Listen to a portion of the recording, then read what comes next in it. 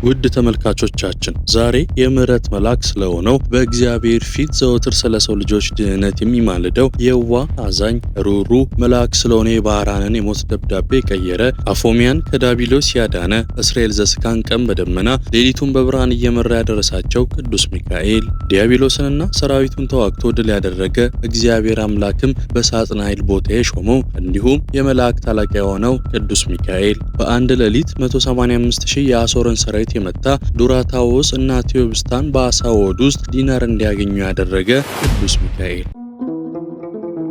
ውድ የግሩማ ሚዲያ ተከታታዮች ዛሬ ስለ ሊቀ መላእክት ቅዱስ ሚካኤል በሰፊው እንማማራለን። እንደተለመደው ይህንን ቪዲዮ ሲጀምሩ የላይክ ምልክቷን በመጫን ይጀምሩ። ለዚህ ቻናል አዲስ የሆናችሁ ተመልካቾች ይህንን ቻናል ሰብስክራይብ በማድረግ የቤተሰቦቻችን አንዱ አካል ይሁኑ። አዳዲስ መንፈሳዊና ግሩም ታሪኮችን ስንለቅ ወዲያውኑ እንዲደርሶ የደወል ምልክቷን ይጫኑ። መልካም ቆይታ። በስመ አብ ወወልድ ወመንፈስ ቅዱስ አሐዱ አምላክ አሜን። ልዑል እግዚአብሔር ሰባቱን ሰማያትን ከፈጠረ በኋላ በዚያው በዕለተ እሑድ መላእክትን ካለመኖር ወደ መኖር አዋቂዎች አስተዋዮች አድርጎ ፈጥሯቸዋል። ከእነዚህ መላእክት ውስጥ አንደኛውና የመላእክት አለቃ የሆነው ቅዱስ ሚካኤል ነው። መልአክ የሚለው የግዕዝ ቃል ሲሆን ለአከ ማለት ላከ ማለት ሲሆን ስለዚህ መልአክ ማለት መልእክተኛ ማለት ነው። ይኸውም ሰው የጸለየውን ጸሎት ያቀረበውን መስዋዕት ወደ እግዚአብሔር የሚያቀርቡ የእግዚአብሔርን ምሕረት ወደ ሰው የሚያመላልሱ ረቂቃን ናቸውና የተሰጣቸው ስያሜ ነው። ሚካኤል ማለት ደግሞ መኑ ከመ አምላክ እንደ እግዚአብሔር ያለ ማን ነው ማለት ነው። ሚካኤል የሚለው ስም ቃሉ ዕብራይስጥ ሲሆን ሚ የሚለው መኑ ማለት ሲሆን ካ የሚለው ከመ ማለት ሲሆን ኤል ማለት ደግሞ አምላክ ማለት ነው። በዚህ መሰረት ቅዱስ ሚካኤል የስሙ ትርጓሜ መኑ ከመ አምላክ ማን እንደ እግዚአብሔር ማለት ነው። ይህም ማለት የቅዱስ ሚካኤልን ስም በጠራን ቁጥር የምንመሰክረው ስለ እግዚአብሔር ነው። በመሆኑም እግዚአብሔርን በባህሪ የሚመስለው በስልጣን የሚተካከለው በምድርም በሰማይም እንደሌለ የሚገልጽ ልዩ ክቡር ስም ነው። የ99ኙ ነገደ መላእክት አለቃ ከመሆኑ ይልቁኑ ዮሐንስ በራእዩ በእግዚአብሔር ፊት የሚቆሙትን ሰባቱን መላእክትን አየው። 7 መለከት ተሰጣቸው ካላቸው ከሰባቱ ሊቃነ መላእክት በመጀመሪያ የሚጠቀሰው ቅዱስ ሚካኤል ነው። ቅዱስ ሚካኤል የሚመራቸው ነገደ መላእክት ኃይላት የሚባሉ ሲሆን በኢዮር ሰማይ የሚኖሩ መላእክት ናቸው። ቅዱስ ሚካኤልን ጨምሮ ቅዱሳን መላእክት ሰው የጸለየውን ጸሎት ያቀረበውን መስዋዕት ቅድመ እግዚአብሔር በማድረስ የእግዚአብሔርን ምሕረት ወደ ሰው በማምጣት ሰውን ከአምላካቸው ጋር በማማለል ጸንተው ያሉ እንደሆኑ በብዙ ስፍራ ላይ ተዘርዝሯል። ቅዱስ ሚካኤል በብሉይ ኪዳን ለአበው ነቢያት እየተገለጠ ለሐዋርያት በስብከት አገልግሎታቸውን እየተራዳ ለሰማዕታት ለቅዱሳን አበው በተጋድሏቸው የተገለጠላቸው አስደሳች መልኩን ያዩት ነበር። ቅዱስ ያሬድ ደግሞ አይኑ የርግብ እንደ ርግብ የዋህ ጽሩይ የሆነ ልብሱ የመብረቅ መጎናጸፊያ የሆነለት የወርቅ ሐመልማሎ ስሙ ሚካኤል የተባለ እርሱ የመላእክት አለቃቸው መመሪያቸው ነው ይላል። የሰባቱ ሊቃነ መላእክት አለቃ እንዲሆን እግዚአብሔር መርጦ ሾሞታል። በስነ ፍጥረት ትምህርት እግዚአብሔር ሳጥናኤልን ቅሩበ እግዚአብሔር ለእግዚአብሔር የቀረበ አድርጎ እንደሾመው ቅዱሳት መጻሕፍት ይመሰክራሉ። ነገር ግን ሳጥናኤል ከእግዚአብሔር የተሰጠውን ክብር ትቶ አምላክነትን በመሻቱ በትዕቢቱ ምክንያት ስልጣኑ ተገፎ ወደ ምድር ጥሎታል። ፈጣሪያችን እግዚአብሔር መላእክትን ከፈጠረ በኋላ ተሰወራቸው። አገናዛቢና ጠያቂ በሆነው አእምሯቸው ማን ፈጠረን ከየትስ መጣን እያሉ እርስ በርሳቸው መወያየት ጀመሩ። በዚህ መሃል በቦታና በማዕረግ ታላቅ የነበረው ሳጥናኤልም ማንም ሳይመክረውና ሳይገፋፋው ሐሰትን ለመጀመሪያ ጊዜ ከገዛ አእምሮ አመንጭቶ እኔ ፈጠርኋችሁ በማለት በትዕቢቱ ተናገረ። በዚህ ወሳኝ ወቅት የመላእክት አለቃ ቅዱስ ገብርኤልም የፈጠረን አምላካችን እስኪገለጥልን ድረስ በያለንበት እንጽና በማለት መላእክቱን አረጋጋቸው። በዚህም ምክንያት በመላእክት መካከል የሐሳብ መለያየት ተፈጠረ። ይህም ዲያብሎስ በሰማያውያን ሰራዊት መካከል የዘራው የመጀመሪያው መከፋፈል እንክርዳድ ነበር። በዚህ ጊዜ እግዚአብሔር አምላክ ብርሃን ይሁን ብሎ ብርሃንን ፈጠረ። ያ ብርሃን በበራ ጊዜ ሳጥናኤል አንዳችም ነገር መፍጠር የማይችል ፍጹም ደካማና ሐሰተኛ መሆኑ በግልጽ ተገለጠ። ሆኖም በትዕቢቱ ከመወጠሩ የተነሳ በስህተቱ ተጸጽቶ ሊመለስ ባለመቻሉ ቅዱሳን መላእክት ተዋግተው ድል ነሱት። ሊቀ መላእክት ቅዱስ ሚካኤልም ሰራዊቱን በመያዝ ከነገደ ዲያብሎስ ጋር የተዋጋ መልአክ ነው። ዮሐንስም ስለ ቅዱስ ሚካኤል ኃያልነት በራእዩ ላይ በሰማይ ሰልፍ ሆነ፣ ሚካኤልና መላእክቱን ዘንዶን ተዋጉት፣ ዘንዶም ከመላእክቱ ጋር ተዋጋ፣ አልቻላቸውምም። ከዚያ ወዲያ በሰማይ ስፍራ አልተገኘላቸውም። ዓለሙንም ሁሉ የሚያስተው ዲያብሎስና ሰይጣን የሚባለው ታላቁ ዘንዶ እርሱም የቀደመው እባብ ወደ ምድር ተጣለ፣ መላእክቱም ከእርሱ ጋር ተጣሉ በማለት ዲያብሎስን የተፋለመ መልአክ መሆኑን ገልጾታል። በዚህም መልአከ ኃይል ተብሏል። ዲያብሎስም ማዕረጉም ተነጥቆ ከነበረበት የክብር ቦታ ከሰማያት ኢየሩሳሌም ከነሰራዊቱ ጋር ወደ ጥልቁ ተጣለ። እግዚአብሔር አምላክም በቦታው ቅዱስ ሚካኤልን ሾሞታል። ይህ ታላቅ መልአክ ቅዱስ ሚካኤል ያደረጋቸው የሰራቸው እጅግ ብዙ የሆኑ ታምራት አሉት። እስራኤላውያን በግብጽ በባርነት ቀንበር ተይዘው በስቃይ ሲኖሩ ያለቀሱት እንባ መንበረ ጸባዖት ደርሶ ከግብጽ ወደ ምድረ ርስት ይገቡ ዘንድ እግዚአብሔር ሊቀ ነቢያት ሙሴን አስነስቶ ባህረ ኤርትራን ከፍሎ አሻግሮ ለ40 ዘመናት ሲጓዙ ቀን በደመና ሌሊቱን በብርሃን እየመራ ያደረሳቸው ቅዱስ ሚካኤል ነው። እስራኤል ዘሥጋን በመንገዳቸው ሁሉ የጠበቃቸው፣ መና ከሰማይ ያወረደላቸው፣ ታምራትን ያደረገላቸው፣ ማርና ወተት ወደምታፈሰው ርስታቸው የመራቸው፣ በደመና መጋረጃ የጋረዳቸው፣ በክንፎቹም የሸፈናቸው መጋቤ ብሎ የተባለው ቅዱስ ሚካኤል ነው። ሌላኛው ቅዱስ ሚካኤል ለኢያሱ ወልደ ነዌ በሰው አምሳል ተገልጦ የተመዘዘ ሰይፍ በእጁ የያዘ ሰው በፊቱ ቆሞ አየ።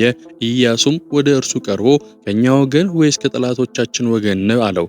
እርሱም እኔ እግዚአብሔር ሰራዊት አለቃ ነኝ፣ አሁንም ወደ አንተ መጥቻለሁ አለ። ኢያሱም ወደ ምድር በግንባሩ ተደፍቶ ሰገደ በማለት እግዚአብሔር የቅዱስ ሚካኤልን ክብር ገልጧል። ሌላኛው የአሦር ንጉሥ ሰናክሬም በኢየሩሳሌም ላይ ዘምቶ ንጉሥ ሕዝቅያስንና ሕዝቡን በእጅጉ ባስፈራራና እግዚአብሔርን በተሳደበ ጊዜ ሕዝቅያስ ወደ ቤተ መቅደስ ገብቶ አለቀሰ።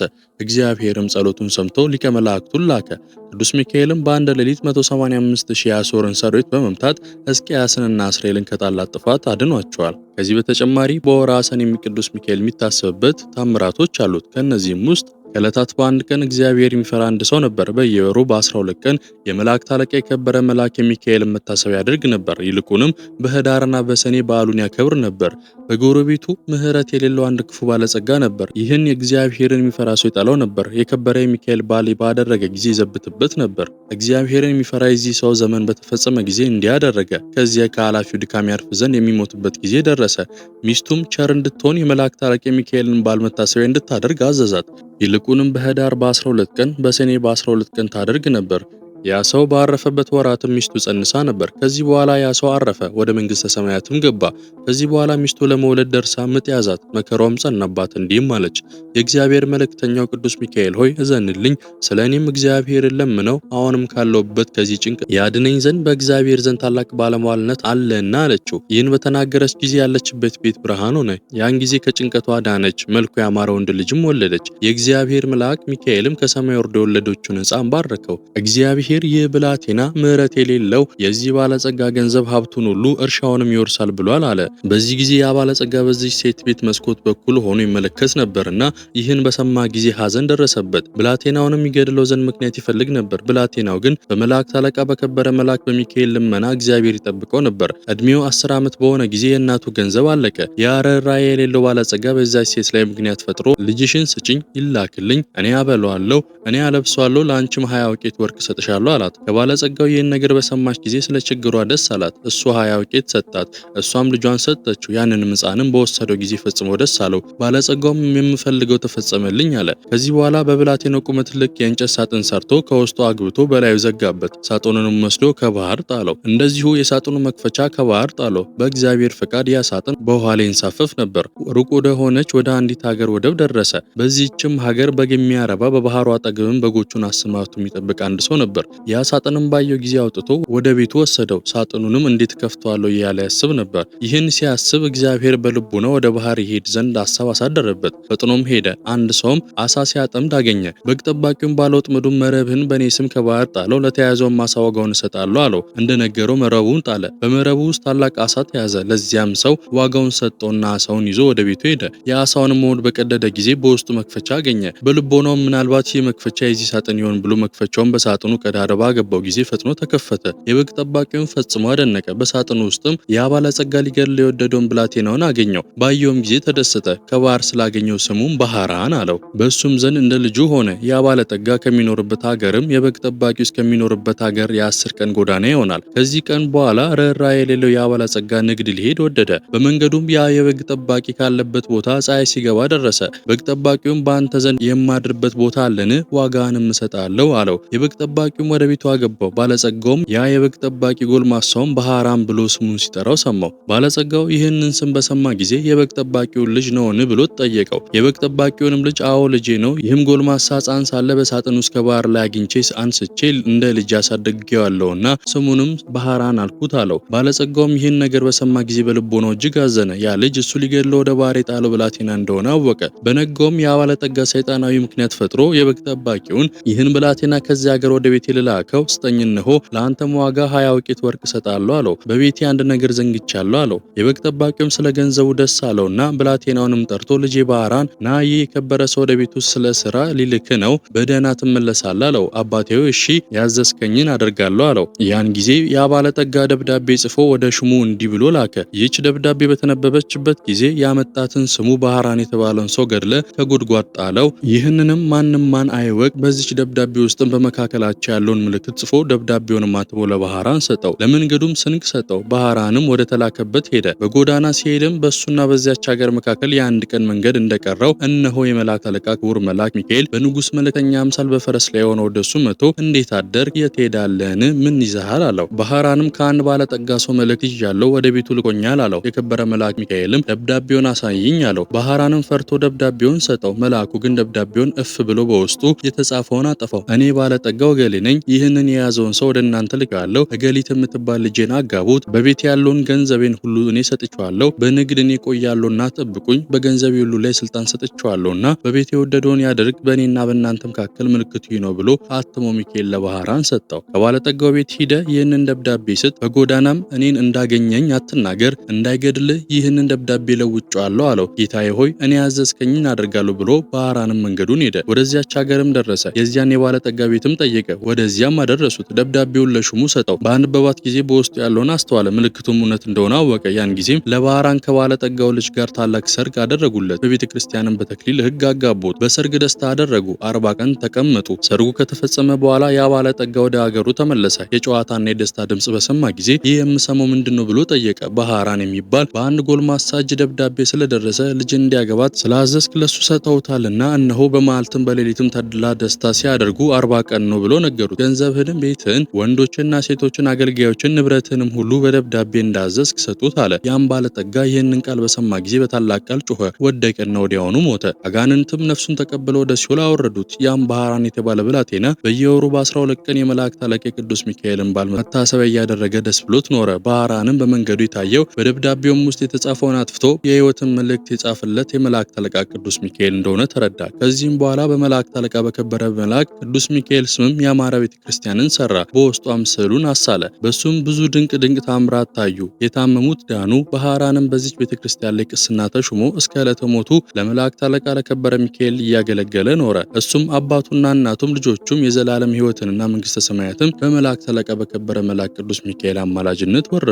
ከዚህም በተጨማሪ ሊቀ መልአክ ቅዱስ ሚካኤል በዚህች ዕለት የሰራው ሌላ ታምር ይህ ነው። በዚህችም ቀን የከበረች አፎሚያን ያተረፈበት ነው። ይህችም የከበረች ሴት እግዚአብሔር የሚፈራ የአንድ ሰው ሚስት ነበረች። ባሏ ብዙ ምጽዋትን ያደርግ ነበር። በየወሩ 3ቱም በዓላት ያደርግ ነበር። እነዚህም በየወሩ በ12 ቀን የሚከበረውን የሚካኤል በዓል፣ በየወሩ በ21 ቀን የሚከበረውን የከበረች የቅድስት ድንግል ማርያም በዓል፣ በየወሩ በ29 የሚከበረውን የጌታችን የኢየሱስ ክርስቶስ የልደቱ መታሰቢያ በዓል ናቸው። የሚሞቱበትም ቀን በደረሰ ጊዜ እርሱ ያደርግ የነበረውን ምጽዋት እንዳታስታጉል ሚስቱን አዘዛት። ይልቁንም እሊህን 3ቱን በዓላት ከቤቷም ልታኖረው የከበረ የሚካኤልን ስዕል አስሎ ይሰጣት ዘንድ ባሏን ለመነችው። ይህንንም አደረገላት። እሱም ባረፈ ጊዜ ይህች የከበረች ሴት ባሏ ያደርግ እንደነበረው ታደርግ ጀመር። ሰይጣንም በእሷ ቀና። ሴት መነኩሲት መስሎ ወደ እሷ መጣ። ከእሷ ጋርም በተንኮል ይነጋገር ጀመር። አዝንልሻለሁ፣ ራራልሻለሁ። አሁንም ገንዘብሽ ሳያልቅ አግብተሽ ልጅ እንድትወልጅ እመክርሻለሁ። በኋላ ትቸገሪያለሽና እነሆ ባልሽም መንግስተ ሰማያት ወርሷልና ምጽዋትም አይሻም አላት። እሷም መልሳ እንዲህ አለችው፣ እኔ ከሌላ ወንድ ጋር እንዳልገናኝ ለእግዚአብሔርም ምያለሁ። እንግዲህ በእግዚአብሔር አምሳል ለተፈጠሩ ለሰው ወገንማ ይህን ማድረግ እንደምን ይገባል አለችው። ምክሩንም ባልተቀበለችው ጊዜ መልኩን ለውጦ ጮኸባት። እኔም በሌላ ቀን ወደ አንቺ እመጣለሁ አላት። የክቡር መልአክ የቅዱስ ሚካኤልን ስዕል ይዛ አባረረችው። ከዚህ በኋላ በሰኔ 12 ቀን እንደ ልማዷ ለበዓሉ ስራ አሰበች። ዳግመኛም ሰይጣን መልአክ መስሎ ታያት። ቸራለሽን? የመላእክት አለቃ ቅዱስ ሚካኤል እኔ ነኝ። እግዚአብሔር ወደ አንቺ ልኮኛል። እሱም ምጽዋቱን ትተሽ ከምዕመናን ወገን አንድ ሰው ታገቢ ዘንድ አዞኛል። ባል የሌላት ሴት መልህቅ የሌላት መርከብ እንደምትመስል ወቂ አላት። ከብሉይ ኪዳን መጽሐፍትም ምሳሌ እያመጣ አብርሃምና ይስሐቅን፣ ያዕቆብና ዳዊት ሌሎችም እሊህ ሁሉ ያገቡ እግዚአብሔርን ደስ እንዳሰኙት እየጠቀሰ ይነግራት ጀመር። ይህችም የከበረች ሴት መልሳ አንተ የእግዚአብሔር መልአክ ከሆን